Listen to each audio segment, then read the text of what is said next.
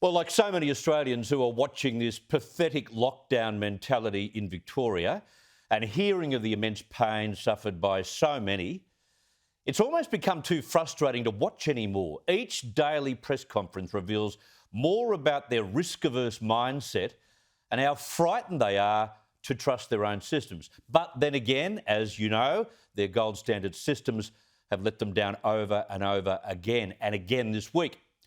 But today, some of those senior people dealing with this pandemic in Victoria really showed how amateurish they are.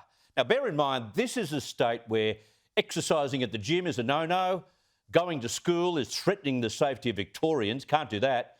Don't dare visit your friends or family either, and elective surgery.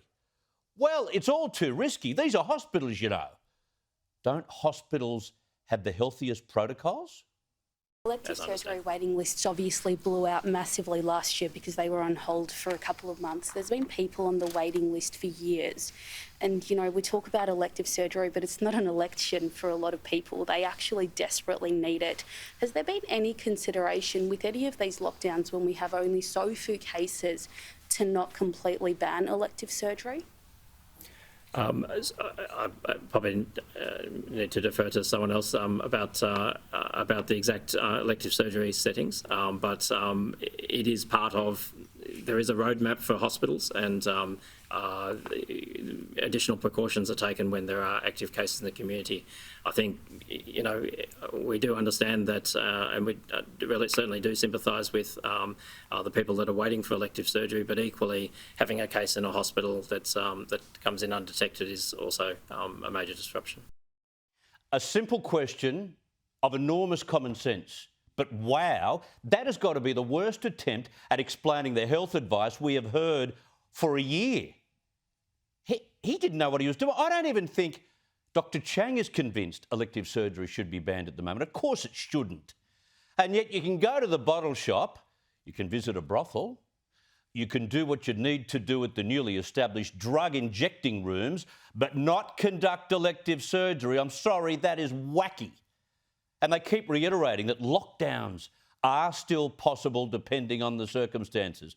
I think they'll be fully vaccinated in Victoria by the end of the year, and they'll still be locking the joint down. And it gets worse. It's do as I say, not as I do in Victoria. The latest is that many politicians are ditching wearing their masks both inside and outside Parliament House. They've been sprung. What a fabulous example they're showing. I'm not aware of that, but absolutely they should. You know, the rules are clear, and the rules are there for everyone. And we've made it quite clear that based on public health advice, we need to continue wearing our masks outdoors. We need to wear them indoors. There are very few exceptions to that rule. Is there a double standard, though? If your MPs are not following the rules that you're asking other Victorians to follow, isn't that a double standard? Simon, you're putting that to me. I haven't seen that. I was in the Parliament sitting, of course. I was in the Parliament for question time yesterday. Everyone that I saw was wearing a mask inside the chamber and outside the chamber. So what I observed yesterday was everyone was wearing the mask. And from this press conference, I'll head into Parliament.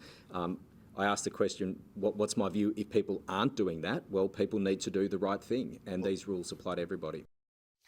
Not as bad an answer as what we heard from Alan Chung earlier, but of all the daily briefings from Melbourne since February last year, today's was a grand finalist as one of the worst. Elective surgery is still a danger to life. There'll be more lockdowns if necessary. Good luck with that. And the public needs to mask up, but politicians, well, they're kind of excluded. As my grandmother used to say, what a bloody pack of poo ticket.